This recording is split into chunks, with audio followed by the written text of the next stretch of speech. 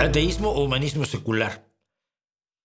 ¿Son lo mismo? No, el humanismo secular son todas los rituales y las prácticas de algunos ateos organizados. Yo soy humanista, por supuesto, pero mira, el fundador del humanismo secular, como lo entendemos hoy, fue Paul Kurtz, a quien yo quise entrañablemente, los filósofos que más he querido en mi vida.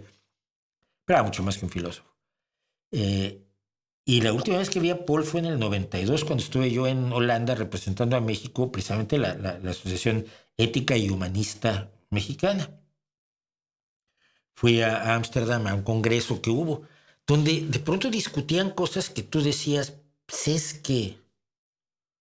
Había una humanista secular de la India que caminaba así como muy santurrona y que la trataban como si fuera un personaje especialísimo, ¿no? No debería ser.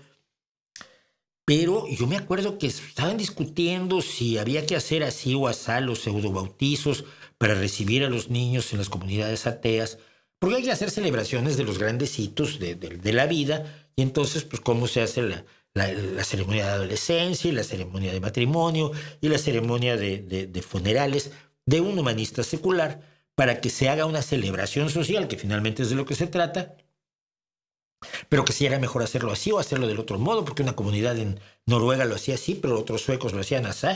Yo estaba ahí entre el público diciendo, ay, mi madre. Y estoy hablando de la Unión Internacional Ética y Humanista, la IEHU, que encabezaba mi querido Paul Kurtz. Y entonces yo, cuando me tocó hablar, dije, yo vivo en un país donde la gente cree en la guadalupana y cree en la tilma de Juan Diego. Y vivo en un país donde organismos religiosos dependientes del Consejo de la Familia, como es el caso del Comité Nacional Pro Vida, por entonces me peleaba yo con Serrano Limón, obligan a niñas violadas de 12 años a tener a sus bebés. O sea, mi enfrentamiento con la religión no es esta cosa así toda...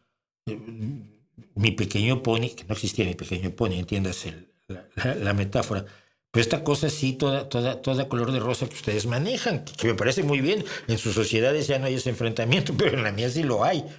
O estaban horrorizados de mi conferencia en la Unión Ética y Humanista Internacional, a la cual nunca volví, entre otras cosas porque Paul murió. Fue la última vez que vi a Paul, hablé largamente con él. Él me dejaba fumar. A él no le gustaba que la gente fumara, pero decía que como yo fumaba mucho y me gustaba, pues que yo sí podía fumar frente a él. Los demás lo miraban con horror, ¿no? ¿Pero qué no me dejas a mí? Porque tú eres imbécil. Y ahí, entonces yo fumaba y hablaba con Paul.